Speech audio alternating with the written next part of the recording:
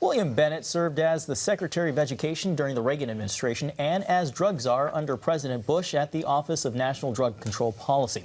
Dr. Bennett is also a radio host and best-selling author, out with a single-volume edition of America, The Last Best Hope, which hits stores today. And Dr. Bill Bennett is here with us now. First of all, Dr. Bennett, thank you for joining us and congrats on your new book. Thank you very much. My pleasure. So we want to talk about your book, but Good. First, a little bit of news of the day. The president, obviously, under a lot of fire for his decision regarding Syria.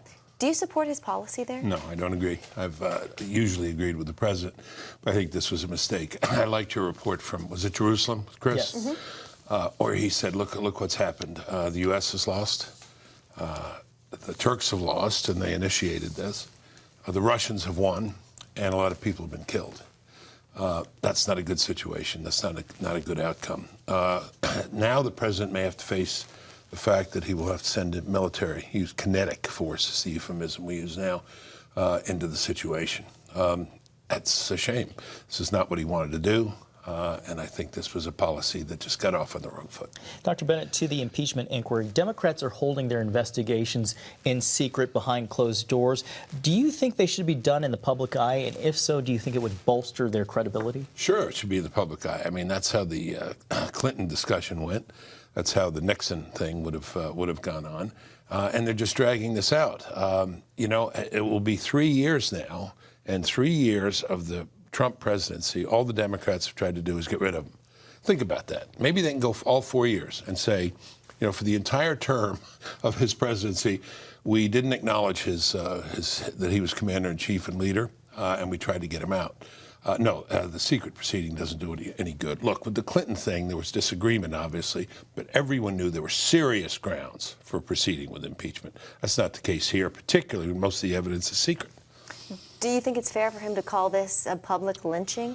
The president is visceral in his reactions. I don't know if you've noticed that, but he tends to say the first thing that comes into his head. Yeah, I think it's okay. As I think you pointed out, high-tech lynching is what Clarence Thomas said. The Clinton protesters talked about lynching. Lynching has become a term much more broadly in use. The problem here, or the offense here, I think, on the part of many people is that the left feels that word is its property only and shouldn't be used by someone who's conservative.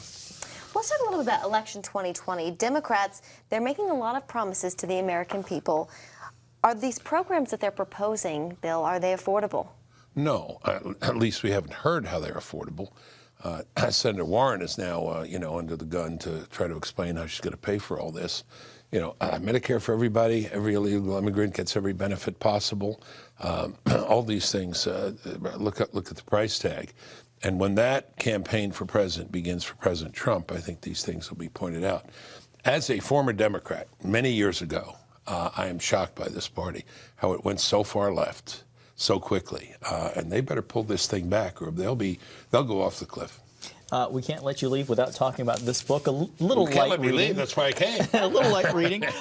We don't expect you to boil everything down from this multi-volume book into in one setting, but tell us a little bit about why you wrote The Last Best Hope. No, I mean, but you're kidding, and my kidding back is I think, illustrative. A lot of books out by conservatives now, you know, why left-wing people are stupid, why the, you know, liberals are destroying America. 80-page books, 90-page books. That's a 980-page book. I asked you if you'd read it this morning before the show. You hadn't, I understand. Still making my way through. But, okay, good. But it's a big story, you know. We're only 250 years old or 243 years old. But it's a big story, and there's a lot to say. The reason I wrote the book is it is the greatest political story ever told. We are a uniquely blessed nation by our God, and our children do not know this story. What they're getting on TV, what they're getting in a lot of their classrooms is propaganda. They need to know the story, the truthful and honest story, and I'm proud to say this book has been well reviewed by both liberals and conservatives. Real quick follow-up. Yeah. Are you hopeful for America? Yes, but bear in mind that John Adams and George Washington believed maybe we'd last 50 or 100 years. We've gone a lot longer. We have a lot of bounce in us. We have the capacity for self-renewal. We can do it. Yes, congratulations again, and thank you for joining us. My pleasure. Thank you.